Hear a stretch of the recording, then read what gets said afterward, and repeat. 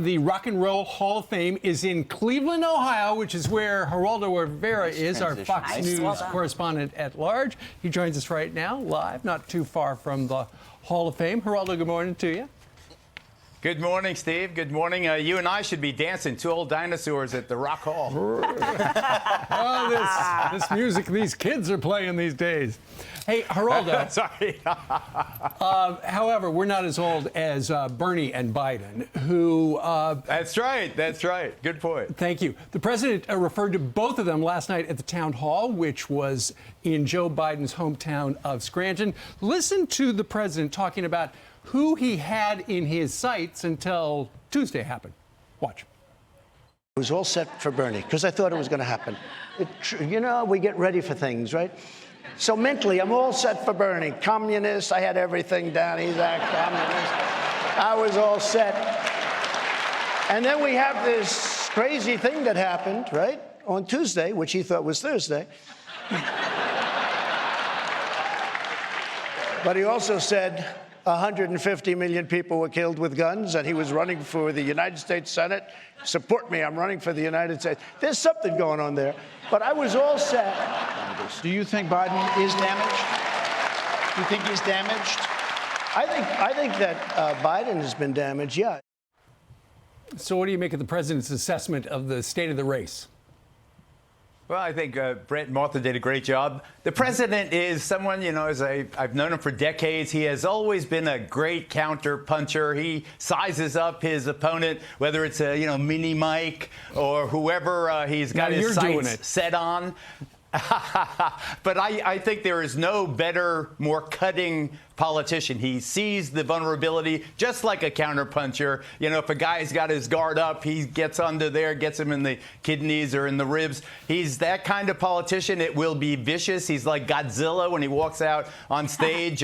He knows the weakness. He's looking for the weakness. He finds it. He exploits it. The target of his wrath ultimately tries feebly to respond the way Marco Rubio did about the hands. Well, you know what they say about small hands, so forth. People try, but it falls flat when others do it. He's been a consummate master of that insult. I think that he's a vicious campaigner, and this will be effective as well. Well, Geraldo, so play it forward a little bit for me. Let's say it is Joe Biden. And in these debates, what does it look like? I mean, you see how Joe Biden responds to reporters and others and the way he stumbles through things. How does that play out when it's one-on-one? Major, let me just say, I thought Joey Jackson in the previous segment, Jones, was spot on when he said that it's probably unfair to criticize Joe Biden's, being in favor of the war in 2003. I know that I fell down that same hole as everybody else. I saw the evidence as presented by the George W. Bush administration. I thought Saddam Hussein had weapons of mass destruction. I wanted to invade just like Hillary Clinton, just like all the Democrats did. I'm not so sure that that's a fair attack. Everybody did at the time. Now we look at it 19 years later or 17 years later in the case of Iraq, and we're horrified by our decisions back then, but that's the way. But his response, you stumble through to your point, with the best intelligence you have. His response was to say, well, my son died, and when he didn't die in Iraq, easily could have said, hey, I respect your service, my son served there as well. There's an easy way, a smart way politically to handle it. It just doesn't seem Joe Biden has that speed. Yeah, I'm not willing to criticize him for that. I think he suffered enough, and I think one of the most appealing aspects of Joe Biden is the fact that his family has endured so much, and he has weathered the storm, and he's emerged with his dignity intact. And, I'm willing to fight him. The other stuff, Super Thursday, or I'm running for the Senate, or those kinds of, if those kinds of faux pas indicate a deeper, intellectual or emotional thing going on, then I think that's fair game. But let's leave the family out of it. His family has suffered enough. That's just the way I see it. Geraldo, let's talk about Senator Schumer. But first, let's remind everyone what he said. Let's take a listen.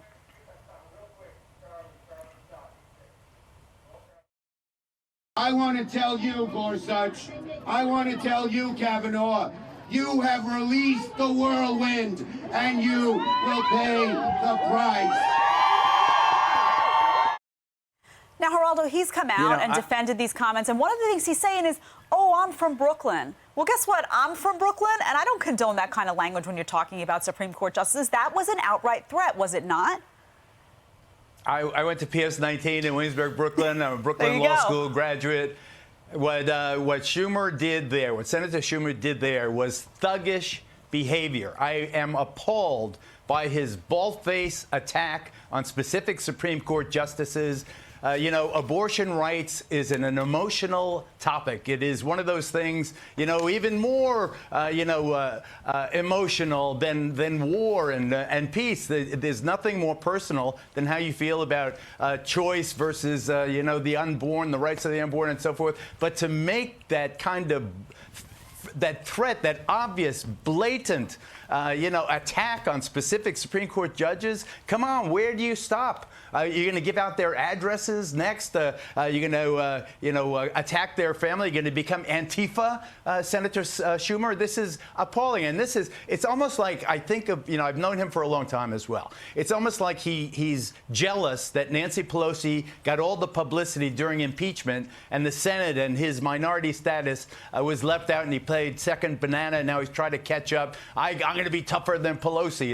It's really distasteful. To do it on the steps of the Supreme Court is an attack on the separation of powers that are sanctioned in the Constitution of the United States, and shame on Chuck Schumer for that appalling lack of good manners. Well, he said yesterday he misspoke, but he did not apologize. And this in the wake of his spokesperson saying, the right wing is taking this the wrong way. They're reading what they want to into it. He was clearly talking about Republican senators. That's a load of you-know-what. I mean, he was not talking about U.S. senators. He was pointing at the Supreme Court, and he named them. His words don't lie, Steve. You heard what he said. Everybody heard what he said. And when these politicians use these lame excuses to retroactively repair something they know, rather than straight out apologize, rather than saying, ladies and gentlemen, this is an emotional issue. I am very, very sorry I did what I did. I apologize to Justice Gorsuch. I apologize to Justice Kavanaugh. It will never happen again. I understand the Supreme Court is off limits. There's a legislative branch, an executive branch, and a judicial branch, and the Constitution made them independent. They have, and Justice Roberts was absolutely right, the Chief Judge, to criticize him and say, hey, listen, you come this way, we're going to burn you, and we're going to have a lot of friends when we do it. Mm-hmm. Geraldo, we're going to switch gears a little bit to immigration. The president has, there was a big ruling in our favorite topic. Our favorite topic. Listen, we already know we don't agree, but we want to get your take on a recent development, a ruling by the Second Circuit regarding sanctuary cities. Here's what the president tweeted about it. He said, as per recent federal court ruling, the federal government will be withholding funds from sanctuary cities. They should change their status and go non-sanctuary, do not protect criminals. Geraldo, maybe we can agree on this. Federal dollars shouldn't go to cities that won't cooperate with federal law enforcement to enforce illegality. Can we not agree on that? We disagree in the same way that the various circuits, the Circuit Court of Appeals, disagree. The Second Circuit, which is the circuit in which I was admitted to the federal bar, the Second Circuit, based in Manhattan, surprisingly has sided with the Trump administration and said the Second Circuit has no power to stop the administration from withholding the funds you described, Major, for immigration enforcement or for law enforcement under the Edward Byrne program. That's the program with which the federal government awards state and local law enforcement, some federal dollars to do their job. At their discretion. So the federal government is at their discretion. The federal government now has the absolute power to give or not give. And if the president wants to not give to sanctuary cities, the Second Circuit has now said he's justified in doing that. However, there are contrary rulings in other circuits. So there's no doubt, Pete, but that the circuits will have to bring this case. This case will have to be argued in the Supreme Court of the United States. Geraldo. And the Supreme Court will decide. The idea that why can't the federal government withhold money from places that are putting federal agents at risk? When you don't honor an ICE detainer, someone has to track somebody down, often a criminal. That puts federal agents at risk. Why not withhold that money? Well, you know, it's a political decision that I happen to oppose. You are in favor of it. The Supreme Court has to rule on the legality of it ultimately. But on the issue itself, I know, because I know ICE agents and I know people in Border Patrol and people in Homeland Security investigations, the elite investigators who do like the cartel investigations, take down the big guys. They now have been drafted into this effort to flood the sanctuary cities and arrest as many undocumented immigrants as they possibly can. I oppose that. Because I they think there is won't division cooperate. within Homeland Security. What option? What But choice they besides, have? they are Listen, criminals. They are people in the mayors- country the- illegally you know what? who are criminals, Geraldo. I get it. I get it. Here's Steve. Look at this case. I'm an immigrant woman. My immigrant husband beats the hell out of me. I'm near death. Should I call the cops? No, I can't call the cops, because if I call the cops, the immigration authorities will deport me. That's why mayors say we won't cooperate with immigration, because we want law enforcement. We want those victims to be able to go to law enforcement and have there's 1 million undocumented immigrants within 50 miles of where you guys are sitting right now. 1 million of them. They have lives. They have businesses. We're not going to agree on this. They have families. But ultimately, it is the criminal aliens that the ICE agents are trying to sweep this is up. not, I mean, And you we know can that. debate that point as well, I but that's think- not what we're talking about here. Okay. Right. Yeah. Let's agree on that. We want the bad actors. We want the cartel people. Right. We want the gangsters. We want the bums. We want to get them out. You know, you have Joe and Jose and Maria. They have a bodega. I think I mean, some people do. Illegal some is people do. illegal. I know I'm a minority of the people watching me right now, and I bless you for being tolerant of my diverging view, because I have been unswerving in this view since I became a Fox News correspondent 20 years ago, when you guys were like 16. But we still have you on, because we love to get. Thank you, every Geraldo. point of view. Appreciate it. Geraldo, thank you. Have a good weekend. Thank you. You got it.